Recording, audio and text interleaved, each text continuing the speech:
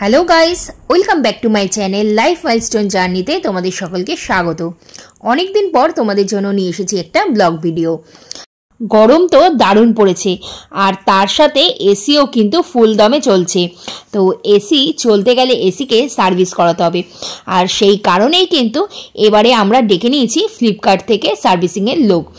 তো আমার ভাই বলল যে ফ্লিপকার্ট থেকে একবার ট্রাই করে দেখ, এই ফ্লিপকার্টের সার্ভিসিং কিন্তু দারুণ। তো আমরা প্রতিবার লোকাল লোকজনকেই ডেকে থাকি, তো এবারে ভাবলাম যে একবার ফ্লিপকার্ট থেকে লোকজন ডেকে ট্রাই করে দেখা যাক যে এনাদের সার্ভিস কীরকম।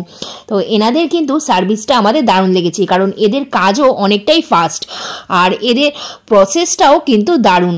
তো চলো তোমরা দেখে নাও যে এনারা কিভাবে সার্ভিস করে।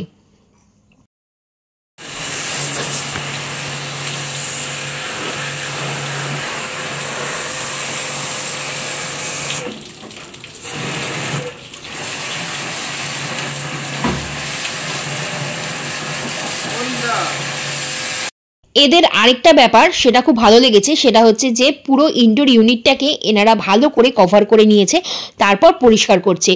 এর ফলে কি হয়, আমাদের ঘর বা বিছানা কোনোটাই কিন্তু নোংরা হয়ে যায় না। আর আমাদের যেহেতু এসির নিচে জানলা ছিল, সেক্ষেত্রে কিন্তু এই যে নোংরা জলটা প্লাস্টিকে জমছে সেটা কিন্তু একটা চ্যানেল করা ছিল, সেটা দিয়ে পুরোটাই ড্রেনেজ করে দিচ্ছিল জানলার দিকে।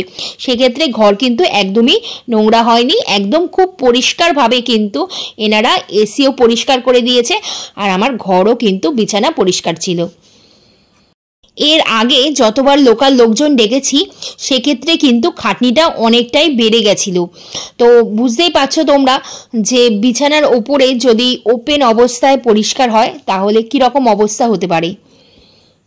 তো ফ্লিপকার্ট আরবান কোম্পানি কিভাবে বাড়িতে এসে হোম সার্ভিস দেয় সেটা কিন্তু তোমরা অনেকেই জানতে না, সেই কারণেই কিন্তু আমার এই ভিডিওটা করা, যাতে তোমরা এখান থেকে ভালো মতো দেখে নিতে পারো যে এনারা কিভাবে সার্ভিস করে থাকে।